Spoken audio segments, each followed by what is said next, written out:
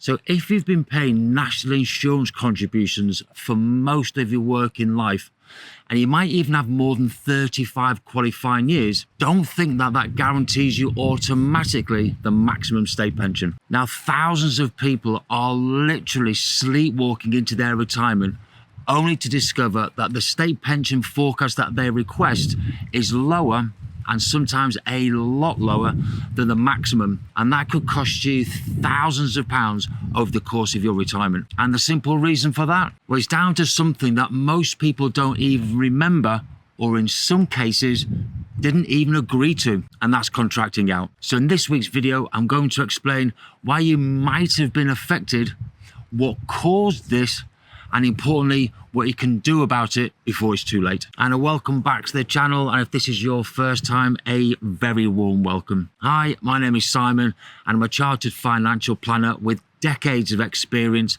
helping hundreds of clients and their families plan well ahead for their retirement. Now on this channel, we all know that money matters, so together we're going to try and make money make sense.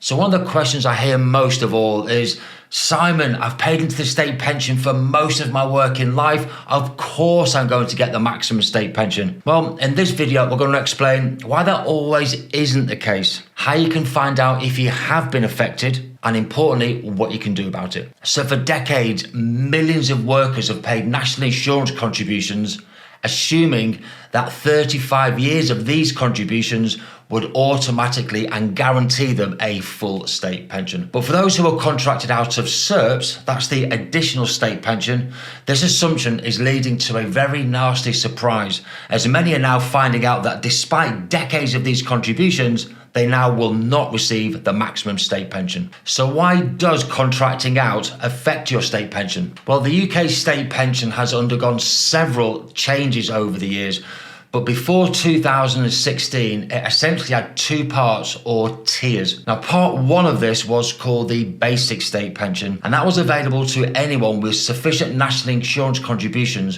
which in this case was just 30 years. But there was also a part two, and that was called the additional state pension, and that was either SERPs, and that was in place from 1978 to 2002, but that then morphed into S2P, and that was in place from 2002 to 2016. Now, this second layer of additional state pension meant that employees could build up extra state pension income depending on their earnings. However, there was an option to contract out of these additional pensions, and that led to many employees, as well as employers, to pay lower national insurance contributions in exchange for a national insurance rebate into either their private pension or their workplace pension. So what exactly was contracting out? Well, contracting out became very popular in the early 1980s and became widespread by the 1990s. Now, contracting out was a government policy that allowed all of us to opt out of this additional state pension and instead pay into a private pension or a workplace pension scheme. The idea was that these pensions would then compensate us for having a reduced or a lower state pension. Now, this was heavily promoted by the government, employers, as well as pension providers.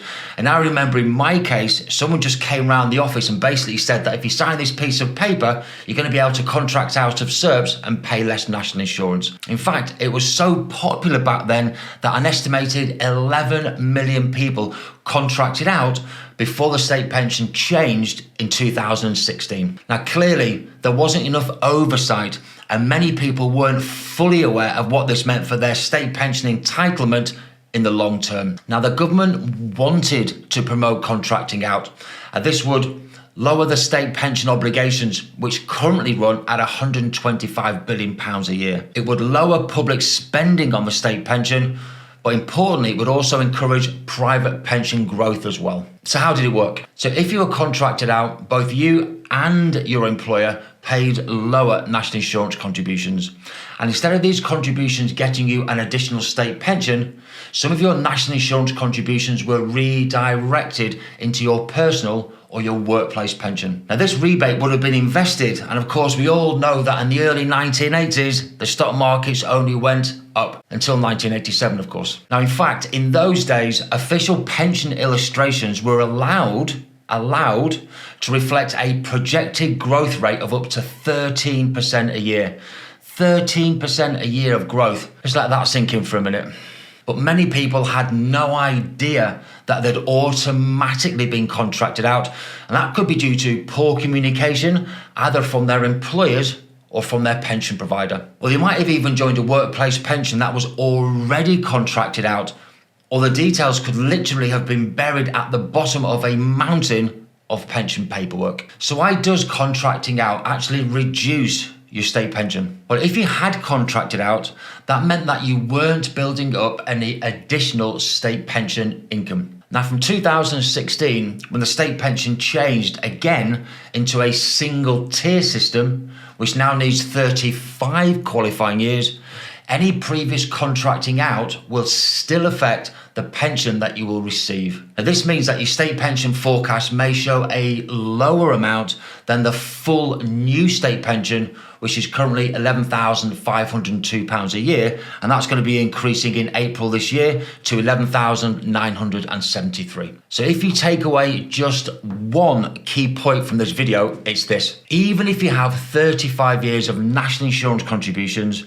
your national insurance record might still not be enough to qualify for the maximum state pension. And that's because for some of those years, you paid national insurance at a lower rate due to contracting out. So how do you actually check your state pension forecast? Well, thankfully, there are a couple of options open to you. The most popular one is to go online. I'm going to leave the address on screen for you. But there's also a paper version. And this is what the paper version is going to look like, so you're not confused. And once you've submitted all this, this is what your state pension forecast is going to look like. Now, the state pension forecast is going to tell you how much you're likely to receive, if you've got any missing years, and how you can increase your pension by making extra voluntary Class 3 contributions. It's also going to let you know if you've been contracted out in the past. So how can you use that information to boost your state pension? Well, if you find that your state pension is lower than expected, you may be able, or you should be able, to top up by making some voluntary Class 3 contributions. But there is a deadline, and I'll put that alert date on screen. Now, due to massive public demand, the government is currently allowing people to buy back any missing years or gaps in your national insurance record that go back to April 2016. But the deadline is April 2025. So what that means is, once you've gone past this deadline in April, that opportunity is going to be lost. Now, each year of Class 3 contributions is going to cost you approximately £824, and that's going to increase your state pension by £303 a year. So what that means is you're going to have to live for at least 3 years after you retire to get your investment back. And that is a very good deal. So if you want to know if that's a good option for you, you need to contact the Future Pension Centre on the number that I've put on screen. Now, another question I get is, what is COPE, C-O-P-E, and why is it on my state pension forecast? Well, if you're contracted out, you'll see something called COPE on your forecast, and that stands for the contracted out pension equivalent. Now, this figure represents an estimate only of the amount of state pension that you gave up due to contracting out, and it reflects how much your workplace pension or your private pension should compensate you for the reduction in your state pension. Now, what's confusing here is when people see their state pension forecast with the COPE figure, they believe that this is a deduction. Well, this is not a deduction to your state pension forecast. The problem with this, of course, is that many private pensions haven't grown as well as expected. So that naturally is going to leave people worse off than they anticipated. So just as a reminder, the most important figure for you on your state pension forecast is the amount that you'll see in the top green header. Now that brings us neatly back to the current single tier state pension, and that's been with us since 2016. Now, this system is based on 35 qualifying years, not the old 30 qualifying years. So whilst the state pension amount is higher,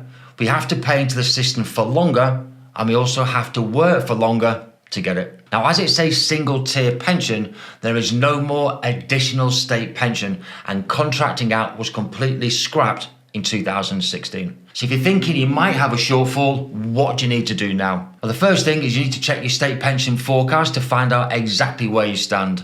You need to understand your code figure and know what to expect from any alternative pension arrangements. You also need to consider buying any missing years, especially before the deadline in April 2025. You also need to review and monitor your current workplace pension just to make sure it is performing as well as expected. Now, many people wrongly assume that just because they've got 35 years of national insurance payments, this will automatically guarantee them the maximum state pension. But if you were contracted out, you could well be in for a very nasty surprise. So I've linked 2 further videos in this series about how to go about buying these additional years to fill in any gaps in your national insurance record, and another about how the triple lock state pension rises could also be under threat. So thank you for watching to the very end. As always, for your time and for your patience. I'm going to see you all again next week.